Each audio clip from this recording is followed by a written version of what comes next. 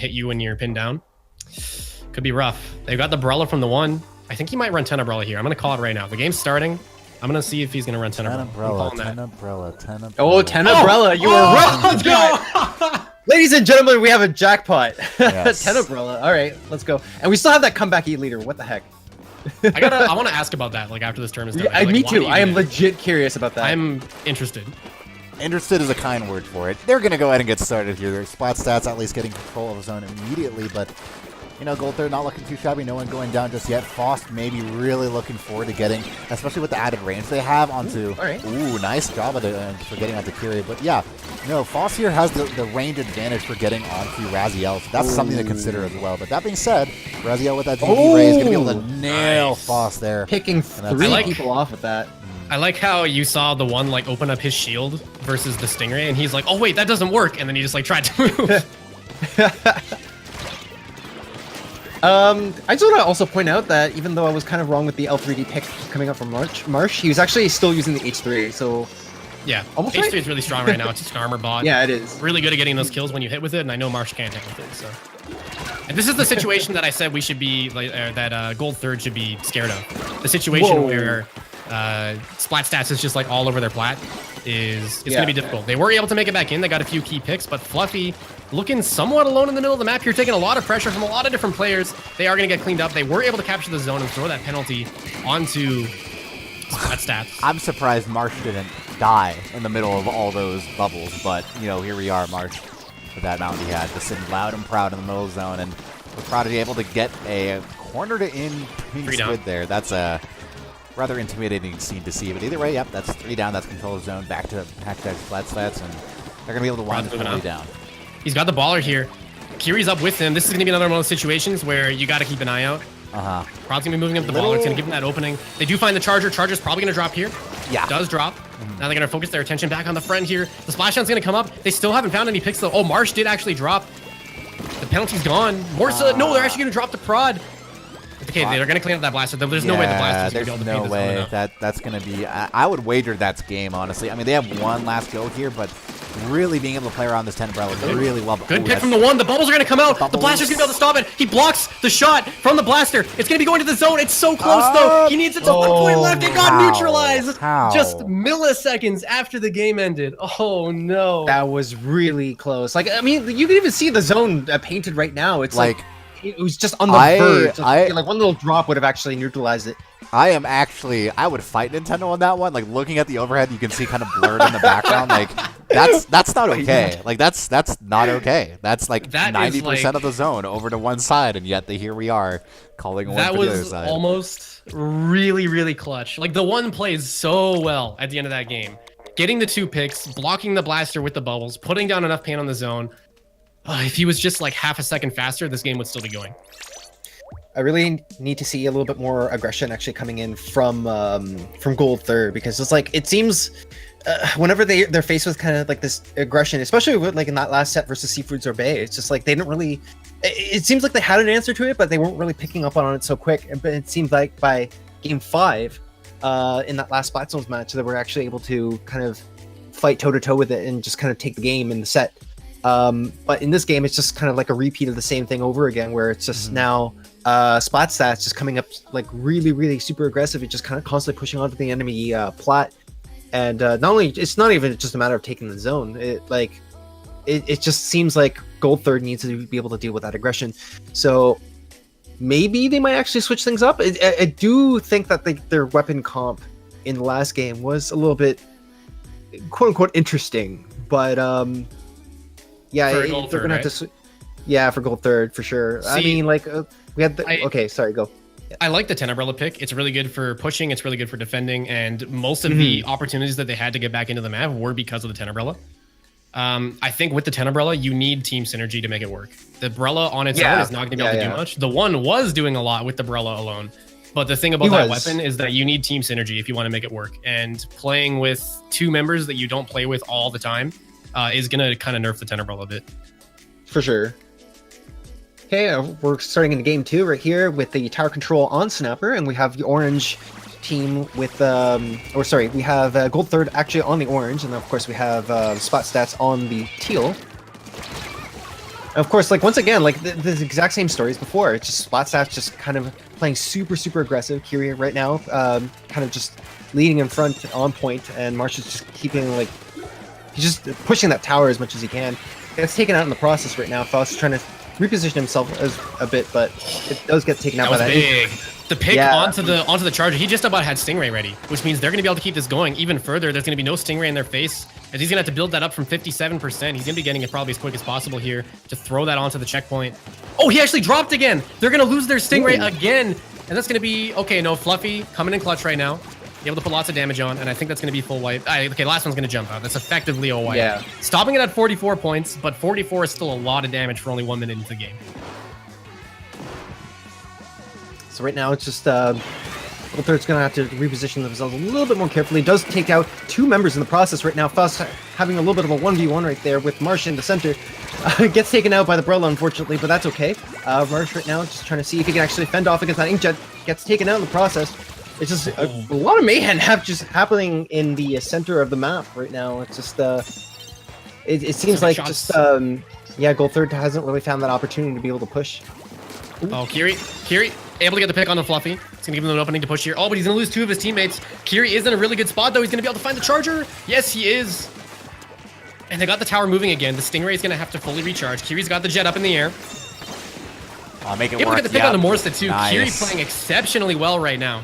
Yeah. He's gonna be able to push on the right side with the jet for the jump back from the jet. Able to put probably pressure onto the respawn. The charger is about to have their Stingray. They're currently sitting at 98. There it is. It's fully up. And it's coming out on the tower now. And there it is. That's Kiri. Oh my god, I was just gonna mention it. Kiri's probably pushed up to where the Stingray is right now. The Italian stallion just running this one back and forth. Like we've seen him kind of all over the map and taking one player out after another. And there's a reason why I thought, and called out that he's just sick, because the guy is sick. Like he's been having people's numbers left and right. So I mean, with 2 minutes and 30 left, it's definitely looking in SplatStats' favor, and in no small part to Kiri here, who's now on the right side of the map, is taking on at least one of Prophecy's and Gold Third's star players, but see how this one-on-one takes place. Morsak trying to get on top of him with that 96 cal, a little bit awkward there. Yeah, but you definitely just want to bail in that engagement. Yeah, unfortunately not being able to do so in that sea of orange he found himself in, and now finally for Gold Third being able to at least pace themselves, get that tower going, and put the one in a position where they can really start taking off here. Patience.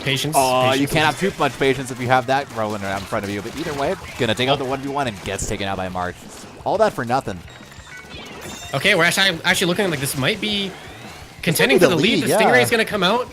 Yeah. Oh, but Marsh is actually gonna come in from behind. He's gonna clean them up. The jump's gonna come out. What? It is another Brella. Can he survive? No, it's gonna get shredded instantly. Down to 50 points, which is close. No, and that's just like seconds, right? And I look at the play that the one made, which unfortunately did get made a little bit weaker by, just getting made weaker by it before he approached Marsh, and unfortunately losing that 1v1 very much, I think, really sealed the deal there for them. I think they really could have been able to get the lead if he won that one-on-one. So unfortunately, for Gold Third, they're going to be still losing this one, but still that's the second checkpoint, and still looking kind of good here, and they're still going to go down. With that being said, that's it. That's lead.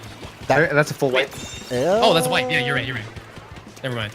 Oh yeah, that is. I'm on the wrong side again. Yeah, I'm sorry. I got lost there for a second. Either way, a minute left to go in this one, and SplatStats still in the lead with this one. They were able to at least get this to a point where they did have that lead again, but now for Morsa and Co. And we see kind of on the right side of the map, Fluffy in a great position to maybe catch Raziel off guard. That's going to be Raziel gone, but a direction prod. Nice, yeah. Well, I remember simultaneously going down for just each team right now. Just the one trying to see if he can actually hold down the tower as much as he can, trying to fight, and takes down Kiri in the process. That Brella's beautiful so play, beautiful. Yeah, exactly the setup pace cat. Because that's the thing is you have to, as a Brella, in that 1v1, just managing when you bring it out and when you decide to put your shots in. So it's really kind of almost stressful to really manage that in the middle of a fight. But Faust might actually be able to get this. No, the blaster.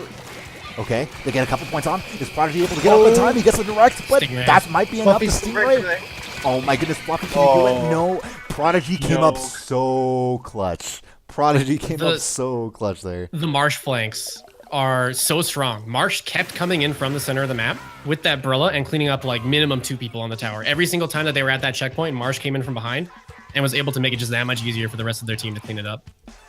56 to 57. It really doesn't get any closer than that.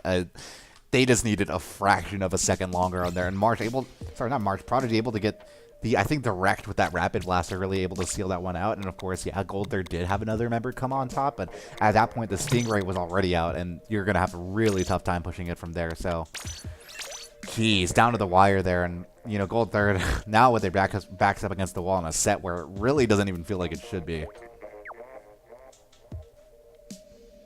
And this one goes directly to Splat Zone Sturgeon. So...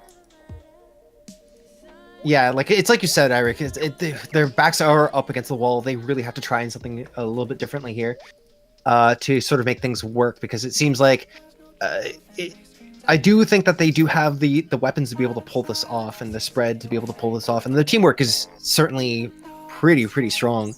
It just seems like they have to be able to deal with this constant aggression, especially with what Vesper was saying, that Marsh just coming in from the side constantly, just like flanking with the umbrella, or just Marsh just constantly just in their faces. With Prodigy just constantly in their faces, just all the time. It's just, we need to be able to see like a counterplay to all this aggression.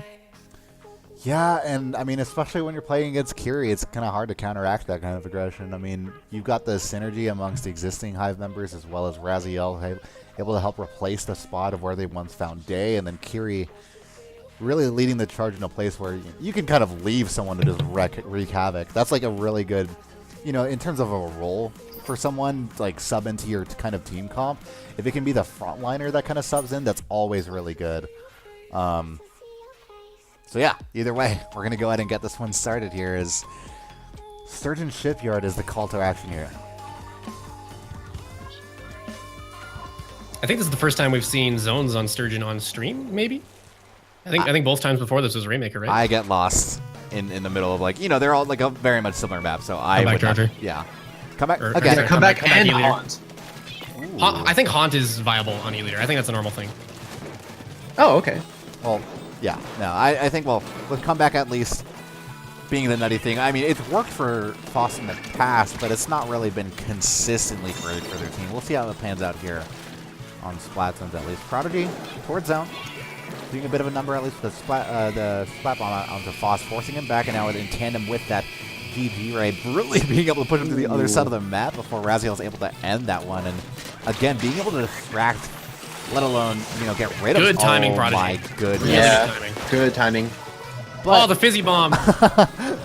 Gets taken Caught out him in off the middle. at the right time right there. Faust is just the only one left right now on his team, trying to see if he can actually do something. Now the rest of the members are actually up for Gold Third, trying to see if they can pick off Kiri. Kiri actually, like, he does this thing a lot that I've been seeing, where he's just constantly sharking, waiting for the enemy team to actually come up. Yeah.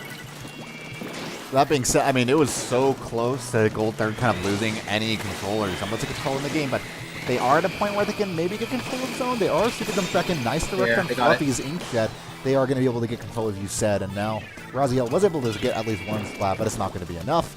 And now for SplatStats, the time is now to kind of re-centralize themselves, get themselves into a position for a better push here, and maybe wait for some specials.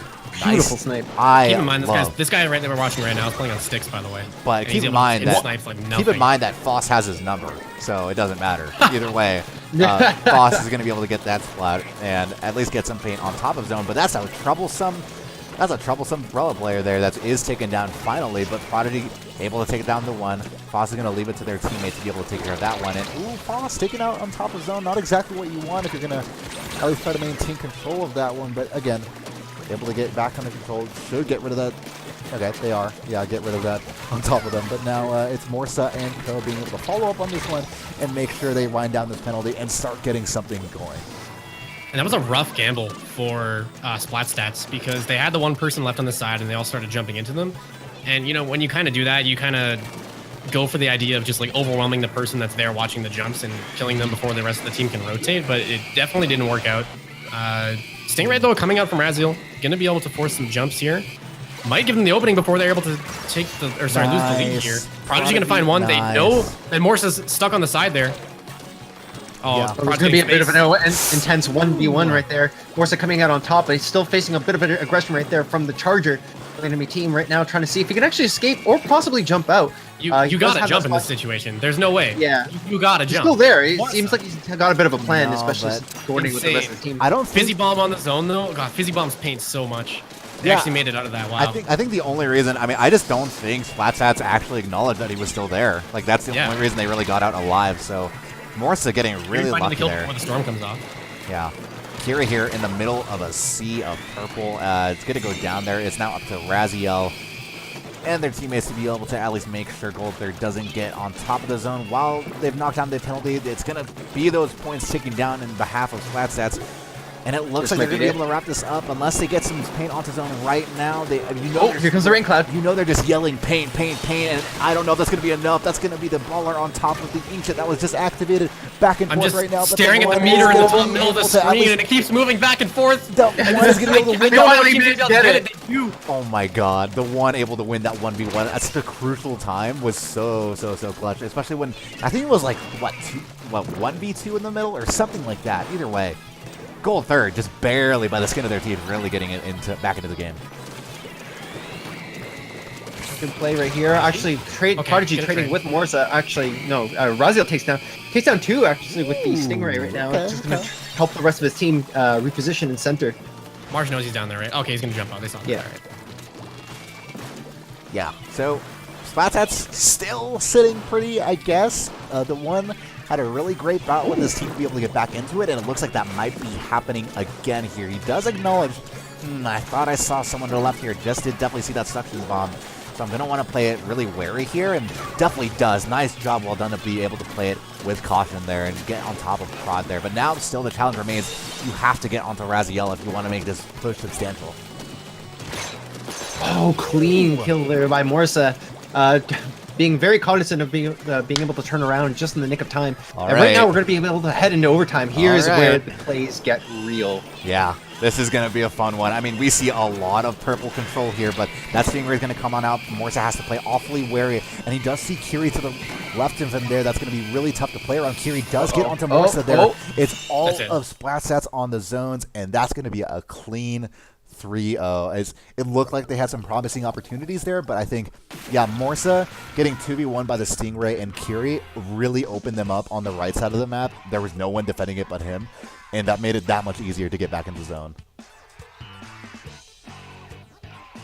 Okay. Well, that's going to be it. That's going to be SplatStats taking the set 3-0 over Gold Third. Moving on to the grand finals. And they are awaiting the results of our top match on the bracket right now. It's Golf Club versus Envision.